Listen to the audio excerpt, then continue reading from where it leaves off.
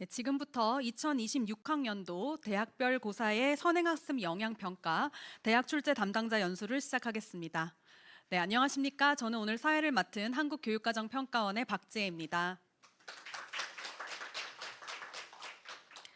네, 본 연수는 2026학년도 대학별 고사의 선행학습 영향평가와 출제 시 유의사항 안내를 위하여 개최되었으며 온라인 생중계로 동시 진행되오니 끝까지 참석하시어 모두에게 유익한 시간이 되기를 바랍니다. 연수 일정을 안내해 드리겠습니다. 먼저 2026학년도 대학별 고사의 선행학습 영향평가 주요 사항과 출제 시 유의사항 안내가 있겠습니다. 이어서 잠시 휴식 시간을 가지고 교과별 출제 시 유의사항을 조금 더 세부적으로 안내 드리도록 하겠습니다. 네, 본 연수를 시작하기에 앞서 교육부 기초학력 진로교육과 이솔립 사무관님의 인사 말씀이 있겠습니다.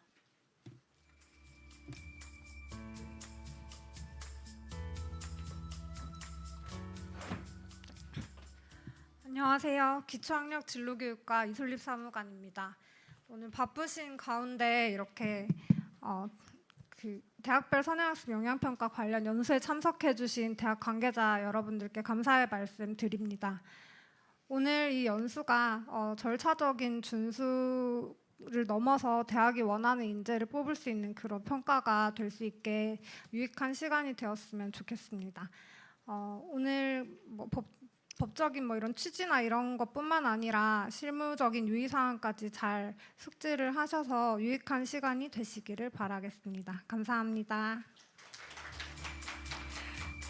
네, 사무관님께 감사 인사드립니다. 그럼 지금부터 본 연수를 시작하겠습니다. 첫 번째 순서는 한국교육과정평가원 김성경 박사님께서 2026학년도 대학별 고사 선행학습 영향평가 주요 사항 안내를 발표해 주시겠습니다.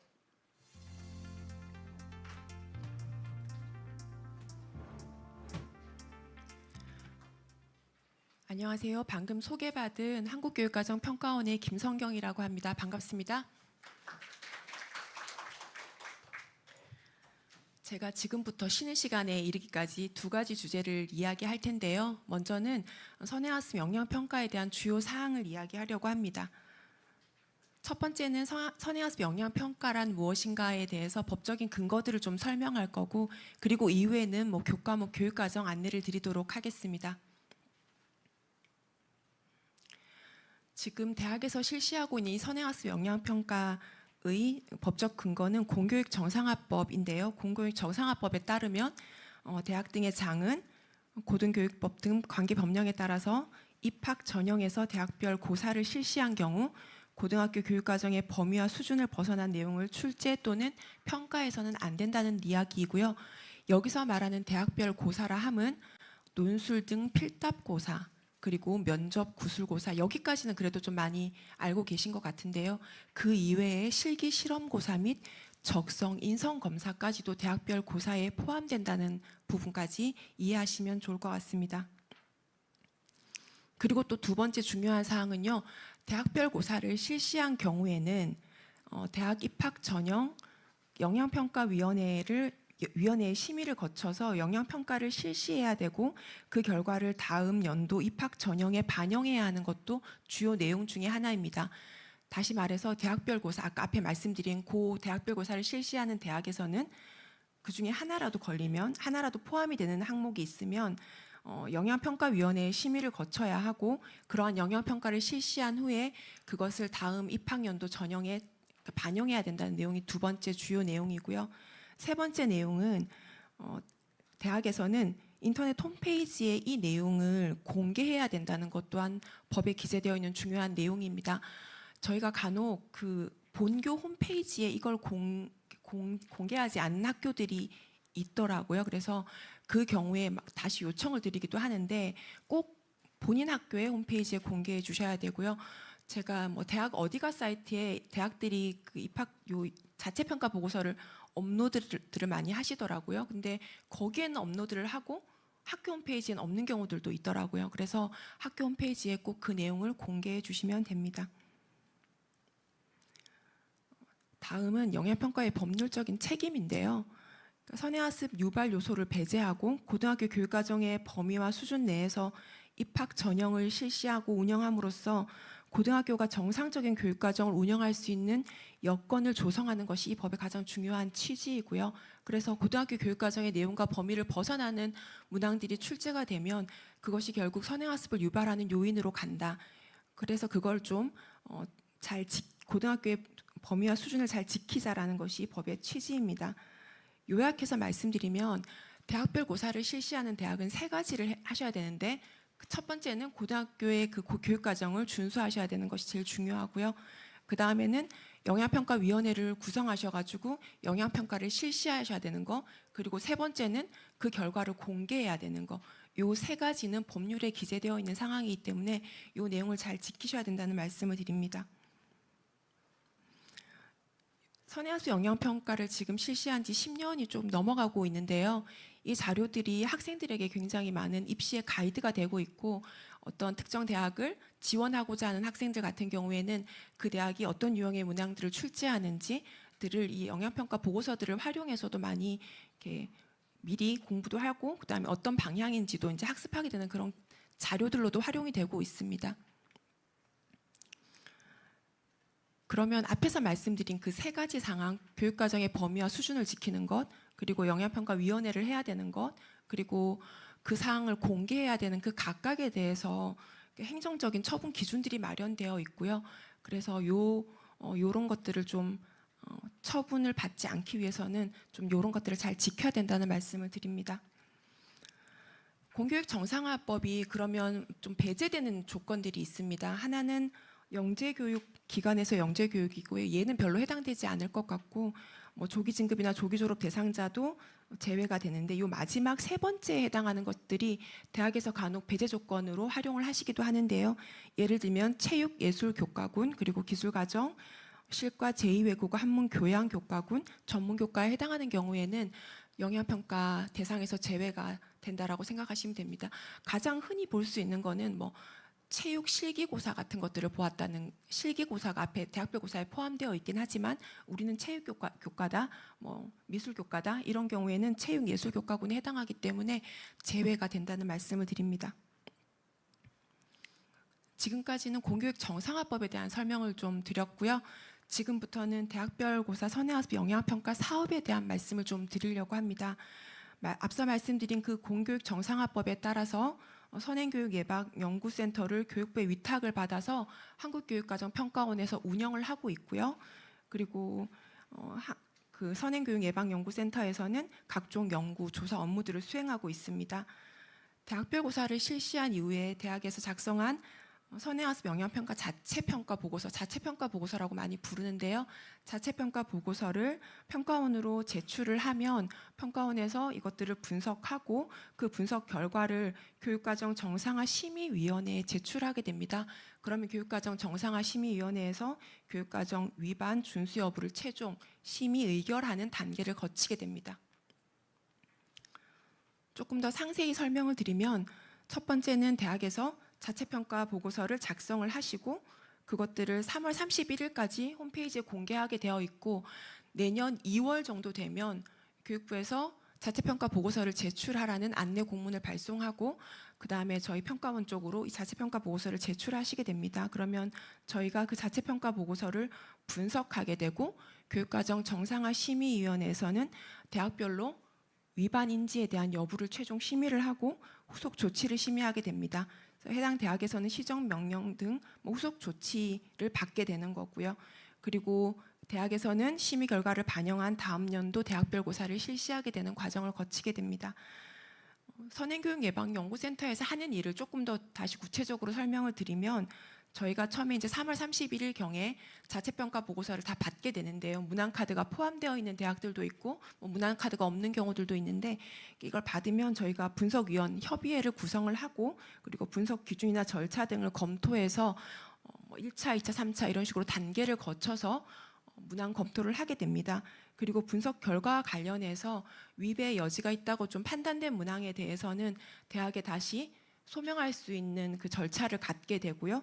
그 소명이 다 끝나고 그 이후에 검토위원회를 거치게 되고 그 검토위원회까지 한 결과를 교육과정 정상화 심의위원회 회의 결과로 제출하게 됩니다. 한 2020 학년도 정도까지는요, 논술 및 구술 면접고사 중심의 영양 평가가 이루어졌다라고 하면 21, 22 학년도에는 선다형 문항이 포함된 모든 필탁고사에 대해서 영양 평가를 하게 되었고요. 그리고 지금은 각종 유형의 대학별 고사에 대해서 공교육 정상화법 10조 이행 실태까지 점검하고 있습니다. 이 말은 홈페이지에 공개했는지, 그리고 학교에서 자체적으로 영양 평가를 실시했는지, 문항 분석 이외에도 이런 부분들까지 다 같이 검토를 하고 있다는 말씀을 드립니다.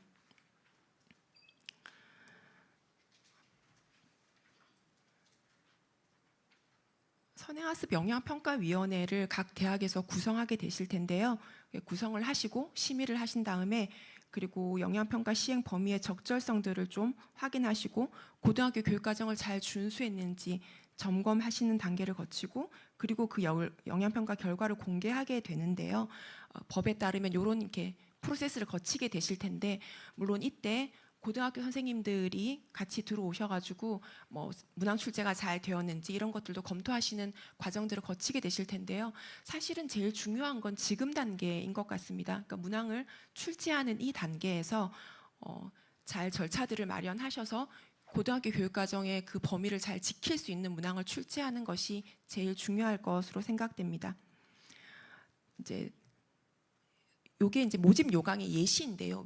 왼쪽을 보시면 모집 요강 글씨가 좀 작아서 잘 안 보이시긴 하실 텐데 대학들마다 요즘은 굉장히 그 모집 요강이 다양하고 그러니까 전형이 굉장히 요소들이 많잖아요. 그 중에서 저희는 어떤 것들을 검토하냐면 대학에서 공개되어 있는 전형 자료를 보고 이 학교에서 대학별 고사에 해당하는 요소들이 포함되어 있는지를 검토합니다. 예컨대 여기 같은 경우에는 면접도 있고요. 그다음에 서류 평가 이외에 면접 및 구술고사도 포함되어 있고 그리고 교직 적성이나 인성검사들도 포함되어 있거든요. 그러면 이런 항목들에 대해서는 전부 공교육 정상화법에서 해라고 하는 그 대학별 고사에 해당하기 때문에 이런 전형에 대해서는 모두 자체평가 보고서에 담으셔서 안에 어떤 문항을 출제하셨는지에 대한 설명을 해주셔야 된다는 말씀을 드리고요. 저희도 같이 그 제출하신 것뿐만 아니라 저희도 교차에서 요 모집 요강들을 확인하는 절차들을 거치고 있거든요. 그래서 간혹은 저희가 이제 모집 요강에는 문항이 있을 것 같은데 면접 문항이라도 그러니까 그런 걸 제출하지 않은 학교에는 추가로 또 요청을 드리기도 하거든요. 그래서 크로스 체크를 하고 있다는 말씀을 드립니다. 공교육 정상화법의 시작은 서두에 말씀드린 것처럼 선행 교육을 위한 사교육을 억제하고자 하는 취지에서 출발을 했는데요. 그러기 위해서는 고등학교 교육과정의 범위와 수준을 잘 준수하는 것이 중요한 것 같고요. 그리고 고등학교 교육과정의 범위와 수준을 준수한다라고 하는 내용을 조금 더 풀어보면 고등학교 교육과정으로 학생이 문제를 이해할 수 있고 그리고 거기에 딸려있는 모든 하위 문항에 대해서 채점 기준을 충족할 수 있는 답안 작성이 가능한가입니다. 그러니까 문항에서는 교육과정 위배 요소가 안 보이는 것 같다가도 채점 기준으로 내려가서 채점 기준을 이 학생이 여기 채점에서 만점을 받는 항목에 포함되어 있는 어떤 요소가 교육과정의 범위와 수준을 벗어나기도 하거든요. 그래서 그런 부분까지 잘 확인하셔야 된다는 말씀을 드리고요. 그 다음에 저희가 비교과 문항 같은 경우에 예를 들어서 면접을 실시하지만 우리 학교는 생기부 기반의 우리 학과를 왜 지원했는가, 장래희망이 무엇인가 등등 어떤 교과와 관련되지 않은 문항들만 질문하는 경우들도 있습니다. 그런 경우에는 자체평가 보고서는 작성하시되 그 면접 문항이 어떤 식으로, 그러니까 그것이 어떤 예시들을 좀 주시고 알려주시면 되는데 이거는 그렇지 않은 예시인데요. 여기도 좀 글씨가 작은데요. 제가 조금만 읽어드릴게요. 이 문항은 물리적 지식 없이도 해결할 수 있고 하위 문항은 성취 기준에 따라서 어떤 원리를 이해하고 면적에 비례하고 이 정도 내용만 알면 충분히 해결할 수 있는 문항이다라고 자체평가 보고서를 작성해 주신 사례인데요. 뭐가 잘못됐을까요?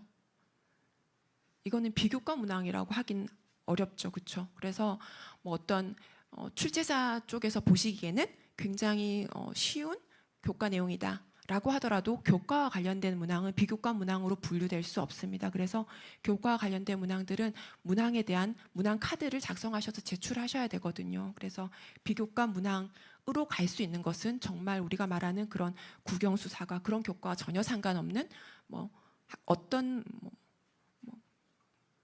이과에 왜 지원했습니까? 뭐 이런 인성을 묻는 그런 유의 문항 또는 생기부 기반의 생기부 내용을 확인하기 위한 그런 문항들인 경우에는 비교과 문항으로 분류될 수 있다는 말씀을 드립니다.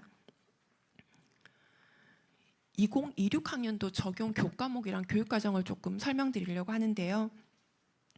2026학년도 대학별 고사의 교과별 적용 교육과정은 2015 개정 교육과정에서 작년과 다르지 않습니다. 동일한 교육과정인데 다만 좀 걱정되는 것은 올해 고등학교 1학년은 2022 개정 교육과정을 적용하게 되었습니다. 그래서 작년에는 고등학교 1학년, 2학년, 3학년이 모두 동일한 교육과정에 적용을 받았다고 하면 올해 지금 현재 고등학교는 고등학교 1학년과 2, 3학년에 적용되는 교육과정이 다릅니다. 그래서 간혹 어떤 대학들에서는 그 1학년 교재를 선택하셔서 그걸 문항에 활용하시기도 하시더라고요. 그랬을 때 현재 1학년의 교재는 안 된다. 주의하셔야 된다는 말씀을 드리고요. 그럴 때는 그 교육과정의 변화를 굉장히 철저히 잘 따져보셔야 됩니다. 그래서 교육과정 변화 시기에 있을 때 올해 내년도 마찬가지인데요. 이게 고등학교 교육과정이 고 학교급의 동일한 교육과정이 일제히 적용되지 않는다라는 것에 좀 유의해 주셔야 하고요. 지금 고등학교 3학년에 적용되는 교육과정이 2015 개정 교육과정이기 때문에 지금 2026학년 대학별 고사 교과별 적용 교육과정은 2015이다. 작년과 다르진 않습니다. 그래서 조금 익숙하시긴 할 것 같거든요. 그래서 2015 개정 교육과정은 공통 과목과 선택으로 구분이 되고요. 선택은 일반 선택과 진로 선택 이렇게 구분이 되고 이후에 교과별로 좀 상세하게 과목 안내들은 있을 테니까 그때 좀 그 자료를 이해하시면 될 것 같습니다.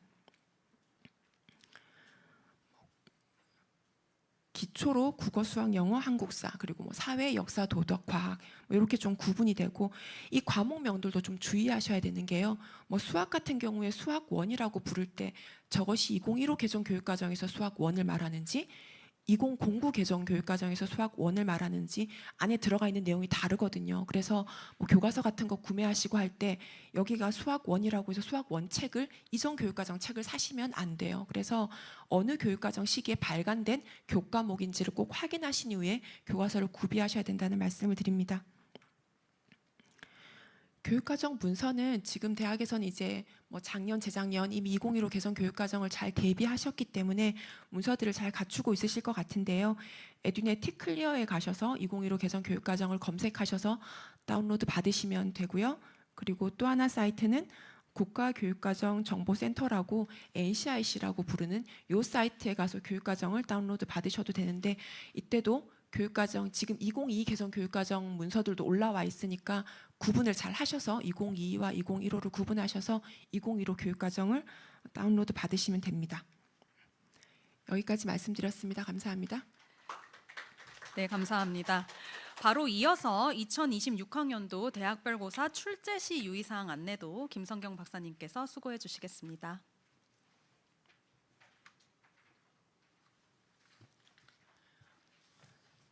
지금부터 하는 얘기는 좀 교육과정 위배와 위배 판정을 할 때 굉장히 중요한 요소가 되는 부분이고 실제로 그간 교육과정 위배로 결정이 되었던 여러 문항들이 지금 말씀드리는 사례에 해당되는 경우들이 많았어요. 그래서 그 부분들을 좀 자세히 설명드리려고 합니다. 물론 여기에 와 계시는 또는 지금 온라인으로 접속해 계시는 분들이 직접 문항을 출제하시지는 않으시는 경우들이 많으실 텐데요. 출제자들, 검토자들 연수를 하시게 되실 거잖아요. 대학에서 그럴 때 이 자료들을 좀 적극 활용해 주시고 이 자료에 담겨 있는 의미들을 좀 잘 전달해 주셨으면 좋겠습니다. 내용은 우리나라 교육과정의 특성에 대해서 간략히 설명을 드리고 정확한 교육과정 문서 그리고 교육과정 해석의 신뢰성, 공정한 출제 근거, 검토의 전문성 및 독립성 이런 카테고리로 말씀드리겠습니다. 우리나라 교육과정은 국가 수준의 교육과정을 중심으로 움직이고 있습니다. 물론 학교에서 교육과정을 운영하고 있고 시도에서 국가 수준의 교육과정들을 좀 실정에 맞게 기준 내용들을 정할 수 있지만 기본이 되는 것은 국가 수준의 교육과정이고요. 그래서 아까 말씀드린 그 사이트들에서 국가 수준의 교육과정을 다운로드 받으셔서 출제를 하시면 되고요. 국가 수준의 교육과정은 학교의 교실에서 이루어지는 수업이나 각종 평가의 준거가 됩니다. 그것이 저희가 지금 시행하고 있는 대학별 고사에서도 중요한 준거가 되고 있고요. 그리고 교육과정과 교과서를 좀 구분해서 이해하실 필요가 있는데요. 과목별 교과서는 국가 수준의 교육 과정을 구현하기 위한 교재인 건 맞습니다. 그렇지만 저자나 출판사에 따라서 일부 편차가 있기 때문에 교과서가 곧 교육 과정이다, 이렇게 해석하시면 안 됩니다. 물론 문항을 출제하실 때 대학에서 가르치시는 그 수준과 고등학교 수준 차이가 많이 나기 때문에 고등학교 교과서를 확인하시죠. 어느 정도의 문항을 출제하는지, 다루고 있는지. 그렇지만 교과서가 교육과정과 동일하진 않다는 걸 좀 이해를 하셔야 되고요. 그리고 또한 정책적 목표를 위해서 교육과정이 지속적으로 개정된다라는 사실도 좀 잘 기억하셔야 돼요. 그래서 어떤 특정 내용들은 이전 교육과정에서 굉장히 오랫동안 다루었지만 하필 이번 교육과정에서 빠지는 내용들이 있거든요. 그리고 또 제한해서 다루기도 하고, 그래서 그런 부분들에 좀 주의를 기울일 필요가 있습니다. 그래서 교육과정의 변화를 고려해서 출제를 해야 된다라는 말씀을 드립니다. 교육과정이 계속해서 좀 바뀌고 있기 때문에 최근의 교육과정 문서를 확보해서 활용을 해야 되는데요. 지금처럼 고등학교에 적용되는 교육과정이 2개가 될 때는 특히 유의하셔서 어느 학년에 적용되고 있는 교육과정인지를 잘 좀 따지셔야 되고요.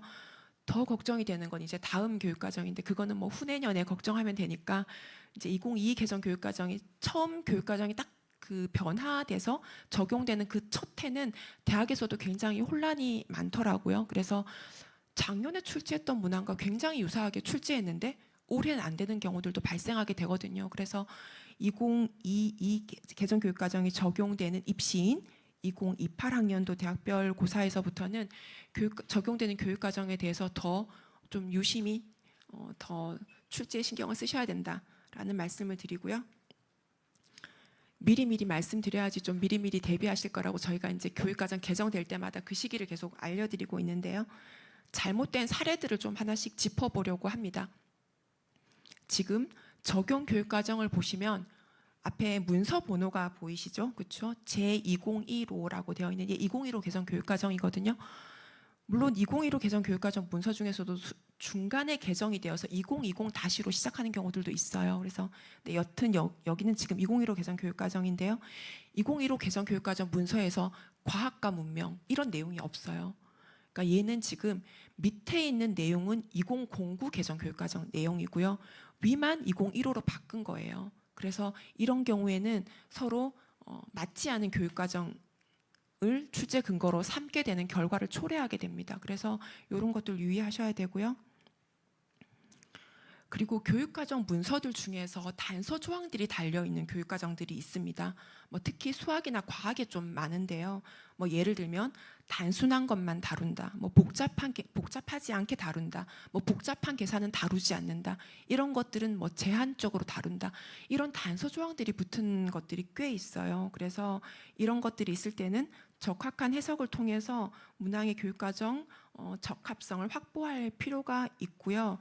이 경우에 좀 그냥 예전에도 이 내용은 하던 거니까 이렇게 해서 넘어가면 그 부분이 교육과정 위배로 넘어가게 될 여지들이 많이 생기거든요. 그래서 이 부분들을 좀 특히 유의해 주시고, 흔히 성취 기준이라고 하는 위에 번호가 붙어 있는 뭐 2차 방정식을 풀 수 있다, 이런 류만 집중해서 보시거든요. 걔가 아니라 그 아래쪽에 보면 이런 좀 각종 단서 조항들이 교육과정 문서 아래쪽에 더 많이 기술되어 있기 때문에 그런 부분들까지 좀 잘 봐주셔야 된다는 말씀을 드립니다. 그리고 새 교육과정에서 삭제되거나 축소된 내용이 있을 때 교육과정 적용에 주의할 필요가 있는데요. 지금도 여전히 2009 개정 교육과정에서 다루었던 내용을 출제하시기도 하세요. 그래서 지금 2015 개정 교육과정이 적용된 지 좀 시간이 지났잖아요. 그럼에도 불구하고 이제 2009 개정에서 다루었던 특정 내용들을 지금 출제를 하시는데 하필 그 내용이 2015 개정에서는 빠진 내용에 해당하면 그런 경우에는 교육과정 위배가 될 가능성이 굉장히 높아요. 그래서 그런 부분들은 좀 주의해 주셨으면 좋겠습니다. 예시를 들어볼게요. 이거 화학과 교육과정의 내용인데요. 교육과정 성취 기준은 고체를 화학 결합의 종류에 따라 분류하고 간단한 결정 구조를 설명할 수 있다라고 되어 있어요. 이렇게 뭔가 간단한 이런 말이 붙었을 때는 그러면 뭔가 하지 않는 것이 있구나라는 생각을 좀 하셔야 되고요. 오른쪽에 보면 고체를 뭐 이온 결정, 분자 결정, 공유 결정, 금속 결정으로 구분하되 결정 구조는 뭐 이런 구조와 이런 구조를 소개하는 수준으로 다룬다. 뭐 저희가 다 같이 과학 전공이 아니기 때문에 이 내용을 심도 있게 이해하기는 어렵지만 여튼 간단한 결정 구조를 다루고 그리고 이런 것들은 소개하는 수준으로 다룬다. 그러면은 얘를 보고 출제진이 면심 입방 구조도 하고 채심 입방 구조도 하니까 저걸 활용해서 더 깊이 있는 문제를 다루어도 되겠구나 이렇게 넘어갔을 때는 굉장히 위험한 상황이 될 수 있다는 것들을 좀 유의하실 필요가 있다는 말씀을 드리고요. 이거는 수학과 교육과정인데요. 수학과 교육과정에는 교수학습 방법 및 유의사항이라고 하는 항목이 별도로 있어요. 그래서 여기에서는 보면 뭘 할 수 있다라는 것들도 있지만 박스가 쳐져 있는 것처럼 수열과 관련된 여러 가지 문제를 귀납적으로 표현할 수 있게 하고 뭔 할 수 있긴 하지만 귀납적으로 정의된 수열의 일반항을 구하는 문제는 다루지 않는다. 뭘 일반항을 구하는 거는 하지 못하게 되어 있는 경우들도 있거든요. 그래서 수열과 관련된 여러 가지 문제를 귀납적으로 표현하는 문제에서 더 나아가서 이게 일반항까지 요구하게 되면 얘도 굉장히 위험한 상황에 놓일 수 있다라는 말씀을 드립니다. 이것도 사례인데요. 위가 문항이에요. 물체가 움직일 때 마찰력이 작용한다. 이때 마찰력의 종류에 대해서 설명해라. 과학과 문항인데요. 마찰력이라고 하면 굉장히 좀 쉬운 주제니까 고등학교 교육과정에서 당연히 다룰 것 같단 말이에요. 근데 이게 2009 개정 시기 때 문항인데요. 2009 개정 시기에 중학교에서 마찰력의 특징은 다룬다고 합니다. 마찰력이 어떤 특징이 있는지는 다루지만 마찰력의 종류는 다루지 않는다고 해요. 그래서 이런 경우에는 교육과정을 벗어나게 되는 사례에 해당합니다. 그래서 마찰력이라고 하는 것이 중고등학교 교육과정에 나오니까 종류는 그렇게 어렵지 않으니까 저기까지 가도 돼. 이렇게 발전해서 가시면 안 된다는 말씀을 드리고 그런 부분에 꼭 주의하셔서 마찰력의 종류를 정말 고등학교 교육과정에서 다루는지 확인하시고 문항을 출제하셔야 됩니다. 교과서 얘기를 좀 하려고 하는데요. 교과서의 일반적인 내용이 아니라 일반적인 내용이라고 하면 보통 교과서 본문에 해당하는 내용이요. 근데 교과서를 이렇게 여러 종 교과서를 살펴보시다 보면은 심화, 도전, 더 알아보기 제목은 다르지만 그 일반적인 내용이 기술되어 있는 뒤쪽에 이런 내용들을 다루고 있어요. 그래서 본문의 이외의 내용에서 다루는 내용을 출제 근거로 삼으시면 곤란한 경우들이 있습니다. 그 내용들은 학생들에게 흥미를 느끼게 한다든지 이런 것들 관련해서 읽을 거리로 제공하는 경우들이 많기 때문에 거기에 나오는 내용들이 교육과정 안에 포함되는 경우도 있지만 포함되지 않는 경우들도 있기 때문에 교과서에 더 알아보기라고 박스가 주로 많이 쳐져 있긴 할 텐데 그 부분의 내용을 교육 문항 출제의 근거로 삼으시면 안 된다는 말씀을 드리고요. 그 다음에 또 하나는 EBS 교재를 출제 근거로 삼으셔서 출제하시는 경우들도 있어요. 물론 EBS 안에는 여러 가지 문항의 유형들이 있고 학생들이 입시를 준비하면서 어떤 문항을 푸는지를 살펴보실 수 있는 도움 자료가 되는 건 분명합니다. 그렇지만 EBS에서 이런 문항이 나왔으니까 이 문항은 교육과정의 안전한 문항이라고 생각하실 때는 그건 좀 위험하다는 말씀을 드립니다. 그래서 EBS가 출제의 근거가 될 수 없고 출제의 근거는 사실 교육과정 문서거든요. 그래서 거기에 잘 적합한지는 검토를 따로 하셔야 된다는 말씀을 드립니다. 이거는 아까 읽을 거리 관련된 예시인데요. 이거는 오른쪽에는 이런 식으로 박스 처리되어서 수학 이야기 이런 식으로 어떤 내용들이 있어요. 그러면 이 내용들을 좀 재조직해서 문항으로 발전해서 내시는 경우들이 있더라고요. 그래서 이런 경우에도 조심하셔야 된다는 거고 그리고 또 교과서를 보다 보면은 특정 한 종의 교과서에만 다루고 있는 내용도 있을 수 있어요. 그럴 경우에도 좀 조심하셔야 돼요. 그래서 이것이 교육과정에서 다루고 있는 어떤 내용이라고 하면 예를 들어서 외심이다.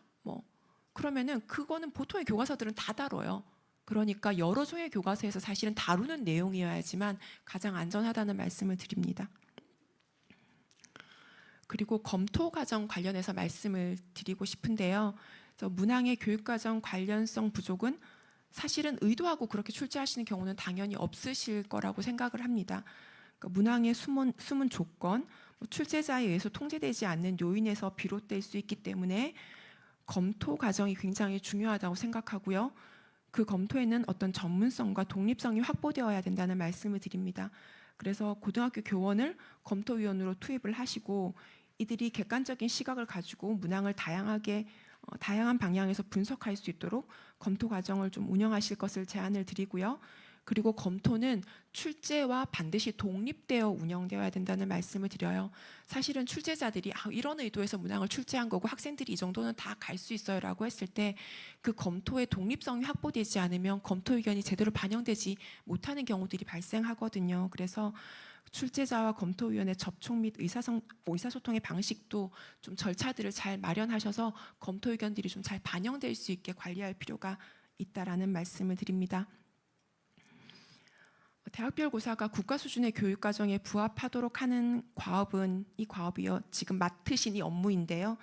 다양한 담당자들의 적절한 참여가 필요하고 또 이들의 상당수가 출제의 근거가 되는 교육과정 문서에 익숙하지 않을 수 있다는 점이 출제 관리에서 고려될 필요가 있는데요. 지금 뭐 고등학교, 중고등학교에서 저희가 지금 다루고 있는 이 교육과정 문서들이 뭐 출제를 주로 담당하게 되시는 대학의 교수님들에게도 굉장히 익숙하지 않고 또 현장에 있는 선생님들 중에서도 어떤 분들은 이 교육과정 문서에 익숙하지 않은 분들도 있으세요. 그래서 그런 전문성 있는 분들을 좀 찾으셔서 그들을 여기에 투입시키는 것이 굉장히 중요할 것 같습니다. 그리고 교육과정 적용의 적절성을 보장할 수 있도록 출제자에 대한 지속적인 주의 환기, 출제 과정의 체계화 이런 것들을 통해서 좀 관리하실 필요가 있다는 말씀을 드립니다. 지금 여러 가지 예시를 드렸는데요. 교육과정 문서를 정확하게 출제진들에게 알려주셔야 된다. 2015 개정 교육과정 그리고 교과서가 곧 교육과정은 아니다. 특히 교과서에 나와 있는 그 사이드에 나와 있는 뭐 아래쪽이든 교과서 뒤쪽이든 나와 있는 내용들은 이전 교육과정에서 다루던 내용들이 간혹 거기 남아 있어요. 그러니까 올해 교육과정에서 빠졌는데 교과서를 집필하시는 분들은 그 내용이 굉장히 아쉬운 거예요. 그래서 그런 내용을 학생들에게 좀 일거리로라도 좀 제공하고 싶은 마음에 그런 부분에 할애해서 제공하시기도 하시거든요. 그래서 그 부분을 보시고 출제에 반영하시면 안 된다. 그리고 EBS 교재가 굉장히 많은 학생들에게 활용되는 건 맞지만 EBS 교재가 출제 근거가 될 수는 없다. 이런 정도로 요약을 드리고 그리고 특히 교육과정 문서의 단서 조건으로 달려있는 제한하고 있는 부분에 대해서는 출제하실 때 특히 이것이 그 단서 조건에 걸리지 않는지 이런 부분에 대한 좀 철저한 검토가 필요하다라는 말씀을 드려요. 이 지금 말씀드리는 하나하나가 그간 10년 동안 저희가 이렇게 여러 가지 검토들을 하면서 위배에 논의가 되었던 그런 여러 가지 상황들에 맞는 내용들인데 이제 문항을 딱딱 붙여서 설명드리기가 좀 어려워서 그렇긴 한데 이런 부분들에 대한 주의 환기를 잘 하시면서 출제를 관리하실 필요가 있다라는 말씀을 드립니다. 감사합니다.